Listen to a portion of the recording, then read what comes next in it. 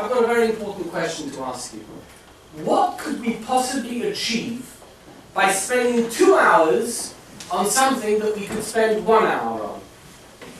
Why should it be that if I spend 2 hours on doing it, it's better than if I spend 1 hour on doing it? What is it all for? Why are we doing it? So I'm going to suggest some answers to that. Why do we do the Seder? And I'm going to give you some answers, and we're going to then explore different methods of dealing with it. So, B'chol dor v'dor, in each and every generation, chayav adam lirot et atzmo ki'ilu hu yatsa miMitzrayim. Every person must view himself as if he personally came out of Egypt, as it says, and this is a pasuk from Shmot. It's in Perikut Gimel, chapter 13, verse 8. V'higadata levincha bayom hahu lemor. Ba'avur ze asa Hashem li v'tzeiti miMitzrayim. And you should tell your child on that day as follows: because of this, did God do this for me? He took me out of Egypt. So that's an incredible idea, that God didn't take somebody else out of Egypt. He didn't take some historical group out of Egypt. He took me out of Egypt. And this point is also in the second source which I brought here on my little source sheet. לא את אבותינו בלבד גאל הקדוש ברוך הוא. It was not just our ancestors whom God redeemed from Egypt. אלא אף אותנו גאל עמהם. He also redeemed us. Somehow, this thing that happened 3,500 years ago is not a historic event. It's me. It's happening to me now, today. שנאמר, ואותנו הוציא משם. He took us out of there, למען הביא אותנו לתת לנו את הארץ אשר נשבע לאבותינו. In order that we could get the land, there's going to be some glorious future. And for that reason alone, he took us out of Egypt. Us, you, me, all of us, out of Egypt. Hey, 1 second. Aren't we in Beverly Hills? I think we're in Beverly Hills. I don't think we are in Egypt. I don't think that any of you came out of Egypt. So what is this meant to mean? What is indicated by this concept is that somehow the focus of the Seder is not intellectual. As much as we talk about intellectual stuff at the Seder, actually, however intellectual we may make the Seder, the whole focus of the Seder isn't intellectual, it's experiential. It's what you're experiencing on the night. There's something which we're meant to be relating to, that something's meant to be happening to us. It's an experience. A person must view himself or herself as if he came out of Egypt. What does it imply for us? And what practical methods can we use to achieve this objective, which seems to be the central theme of Satan? I would like to suggest that there are only 2 clear answers to this question. Okay, so the first method, which we're all very, very familiar with, is let's get into these people's shoes. Okay? What do I mean by that? Relive the past. Let's relive, let's imagine that we were slaves in Egypt, and that we were being beaten by taskmasters. We experienced harsh slavery, we emerged triumphant. And in that there is freedom, and that's how we can relive that experience. Here, the aim in such a scenario, the aim is to simulate the past and give each and every Jew a taste of the Exodus itself. That's really the Seder experience that I think all of us are very familiar with. That is answer number 1. 2, the second answer, is to create a contemporary Exodus experience for ourselves. But how about bringing that Egypt into the year 2014? Bringing that Exodus moment into the year 2014. In this model, the Exodus is applied to a contemporary reality, so that we can ask the questions of the Exodus about our world today. That the past travels forward. Us going back, or the past coming to us, is not a cosmetic difference. I'll explain to you what I mean. They do radically alter the type of discussions we would have at the Seder. Let's take a look. Should we talk about the notion of Jewish peoplehood then? What does it mean to be a Jew in ancient Egypt? Or should we talk about what it means to be the Jewish people in the year 2014? Because suddenly, the whole concept of Exodus, the whole concept of redemption opens up in our mind the concept of being a Jewish nation. So the very fact that we have to discuss what happened then will make us think about what happens now, what it means to us now. Or perhaps we should focus on what enslaves us now. Perhaps we should focus on, I don't know, technology. Maybe we should focus on cultural peer pressure. Maybe we should focus on the values that impede on our lives, which are antithetical to the Torah that we were given very shortly after the Exodus. Maybe that's our slavery. Maybe the fact that we're talking about slavery then, and slavery affected us so much and we needed to be redeemed from it, should open us up to the fact that we too need to be redeemed from slavery. And our experience at the Seder would be to translate the experience of the Bnei Israel then to the reality of our lives today. Because we are not being beaten by Egyptian taskmasters. Is the question whether the Israelites were headed for Har Sinai? Or is it whether we are today as Jews oriented towards the Torah that was given at Har Sinai? Quite different. It's not cosmetic. In essence, are we to read the past in the light of the present, or are we to read the present in the light of the past?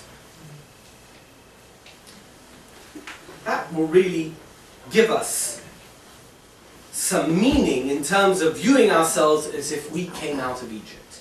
Let's be honest. The way we were all brought up, those of us who were brought up keeping a Seder, was that the Seder was a ritual event during which we primarily dwelt in the past. I'm going to see what the concept of time means in the sense of the Haggadah, and I'm going to point you to source number 3, still on page 1. The 3 most important things that you have to talk about at the Seder. Rabbi Gamliel Haya Omer. Rabbi Gamliel used to say, Kol shelo omar shlosha dvarim elu b'Pesach. Anyone who didn't say these 3 things during the course of his Seder, lo yatsa yedei chovato, did not discharge, did not fulfill his duty. What are they? Pesach. Al shum shepasach hakadosh baruch hu abatei avotenu b'Mitzrayim. The Lord passed over our forefathers' homes. Right? That's what he did. Okay. Matzah, because the redemption came so fast there was no time for bread to rise. Maror, because the Egyptians made our forefathers' lives bitter. Let's look at these 3 things in terms of time. Okay? Let's think about them in terms of time. So, what is the relationship between Pesach, Matzah, and Maror from the vantage point of our discussion regarding time? Maror, what does Maror represent? Slavery, it's the past, right? It's the past. We were slaves. So Maror is that horrible past that we need to refer to. What does Matzah represent? Matzah represents redemption, right? The future. We came out, we had to rush out of Egypt. It's redemption. So what does Pesach represent? What is Pesach? Pesach, the common Pesach, is it the past? They were in Egypt when they did it? Is it the future? No, not really. What is it? What does it represent? Why would we need 2 symbols of the same thing? If Matzah is the future and Maror is the past, well, we've got our symbols. What do we need a 3rd symbol for? Why do we need a 3rd symbol? So perhaps, let me suggest that Pesach is neither the past nor the future. It's the present. It's right now. It's that freeze frame moment. It's that exact point, that split second of redemption, when we turned from being slaves into being freed people. At that exact moment, that was when we became the Jewish people. God leaped over our homes. It was the moment when our fate and the fate of every inhabitant of Egypt was determined. Pesach will always symbolize that charged moment when the clock struck midnight And God expressed his power over Egypt, changing the fate of Jewish history forever. From exile to redemption. It's a split second in time. Everyone has, in their memory, in their life experience, has had a freeze frame moment. A vayehi b'chatzos halayla moment, right? We've all had it. Like, before that time, before I met that person, I was this. After I met that person, I was that. The meeting was the vayehi b'chatzos halayla. Before that happened, I was one thing. Afterwards, I was something else completely. It was a life-changing moment. Right? Vayehi b'chatzos halayla. That's what Pesach represents. So, we're shifting from one paradigm to another, and in that split second, that's when it happened. I'm now going to quote, and I've actually reproduced the whole quote here in your source sheet. It's worth taking home, and I would encourage you to read this quote at your seder, if you're able to. It's about time consciousness. Quantitative time versus qualitative time. Listen carefully. This is from Rabbi Yoshe Ber Soloveitchik, who was, of course, from Yeshiva University, a very, very great Talmudic scholar. There are some people who live in quantitative dead time. They measure time by the clock. They're always looking at their watches and by the calendar. For them, there is no merger of the past and the future. The present itself is a lost moment. A year is endless. These people are deprived of historical consciousness, for history is the living experience of time. The man, however, who lives in qualitative time has a different criterion of the experience of time than the quantitative experience. He measures time not by the length extension, but by pure quality, creativity, and accomplishment. While for the man with a quantitative apprehension, all fractions of time are equal, for the man of a qualitative apprehension, there is no equality among temporal fractions of time. Moments are heterogeneous. One may live an entire lifespan quantitatively, not having lived even a moment qualitatively experienced. And one may have lived a single moment, one single moment quantitatively, and have lived through an eternity qualitatively. The alternative is up to man himself. A slave, an eved, has no time consciousness of his own, for he has no time of his own. His awareness of full intuition of the qualitative moment is alien to him. The basic criterion that distinguishes free men from slaves is the kind of relationship one has with time and its experience. A slave who is capable of appreciating each day, of grasping its meaning and its worth, of weaving every thread of time into a glorious fabric, quantitatively forming the warp and the woof of centuries of change. It's that type of person who is eligible for Torah. He has achieved freedom. That's real freedom. Take time and turn it into something meaningful. That's achieving freedom. That's real. God sets Shabbat in place, and it's been in the same place every week since creation, since the very first Shabbat. But Am Yisrael, the Jewish people, is active in creating Kedushat Hazman, in creating the very sanctity that is Yom Tov. Am Yisrael is intimately connected to Kedushat Yom Tov.